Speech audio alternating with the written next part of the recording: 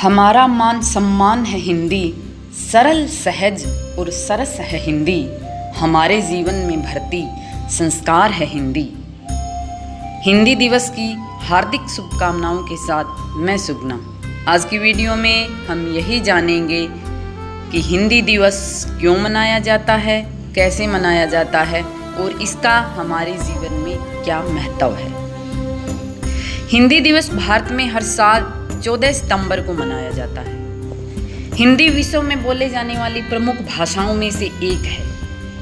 विश्व की प्राचीन, समृद्ध और सरल भाषा होने के साथ साथ हिंदी हमारी राजभाषा भी है। हिंदी ने हमें दुनिया में एक नई पहचान दिलाई है। हिंदी भाषा विश्व में सबसे ज्यादा बोले जाने वाली तीसरी भाषा है।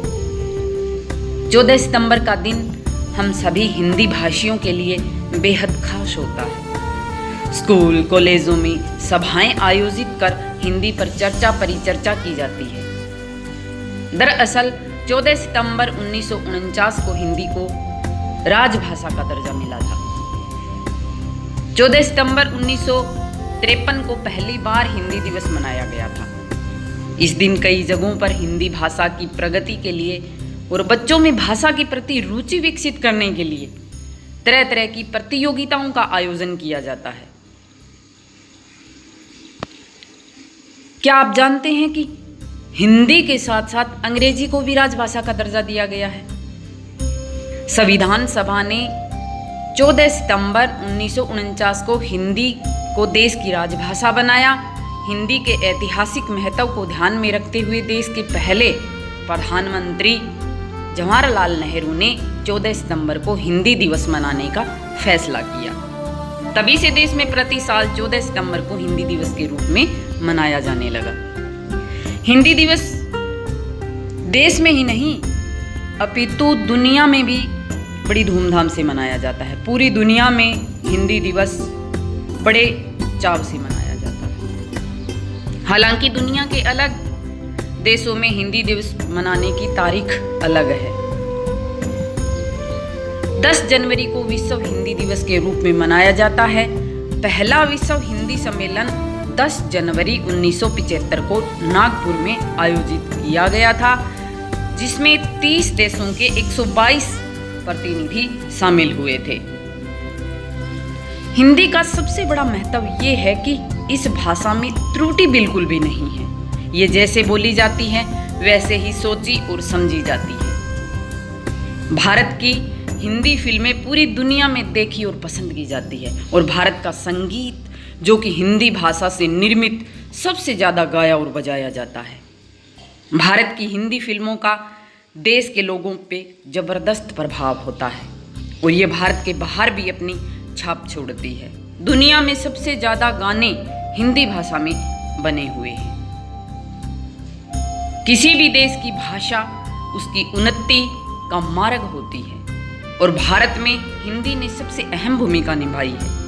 हिंदी भाषा ही एक ऐसी भाषा है जिसने पूरे देश को एकता के बंधन में बांध रखा है। हमारे देश के संविधान में हिंदी को देश की संघ भाषा का दर्जा दिया गया है। आज पूरे विश्व में तकरीबन 130 देशों में हिंदी भाषा का अध्ययन होता है। पिछले कुछ वर्षों में हिंदी का स्तर काफी बढ़ा है, जिसमें श्री नरेंद्र मोदी जी का बहुत बड़ा योगदान है। पर फिर भी हिंदी का स्तर उस स्थान पे नहीं है जहां उसे होना चाहिए। इसके लिए हमें अपनी शिक्षा व्यवस्था में काफी सुधार करना पड़ेगा।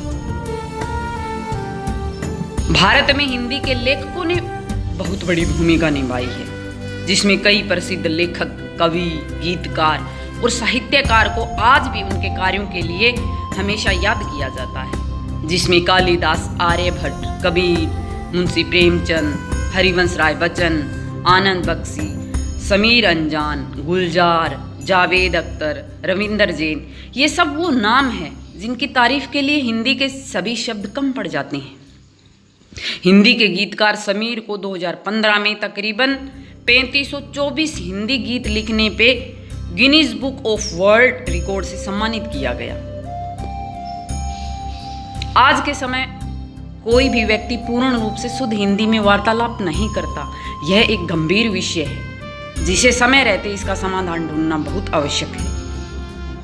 भारत देश के विश्व प्रसिद्ध नेताओं ने हिंदी का महत्व बखूबी समझा और उसे बहुत सम्मान दिया, जैसे स्वर्गीय श्री अटल बिहारी वाजपेयी, लाल बहादुर शास्त्री, राजीव गांधी इत्यादि। धीरे धीरे हिंदी भाषा का प्रचलन बढ़ा और इस भाषा ने राष्ट्रभाषा का रूप ले लिया। अब हमारी राष्ट्रभाषा अंतर्राष्ट्रीय स्तर पर भी बहुत पसंद की जाती है। इसका एक कारण यह है कि हमारी भाषा हमारे देश की संस्कृति और संस्कारों का प्रतिबिंब है। आज विश्व के कोने कोने से विद्यार्थी हमारी भाषा और संस्कृति को जानने के लिए हमारे देश का रुख कर रहे हैं। एक हिंदुस्तानी को कम से कम अपनी भाषा यानी हिंदी तो आनी ही चाहिए। साथ ही हमें हिंदी का सम्मान भी करना सीखना होगा।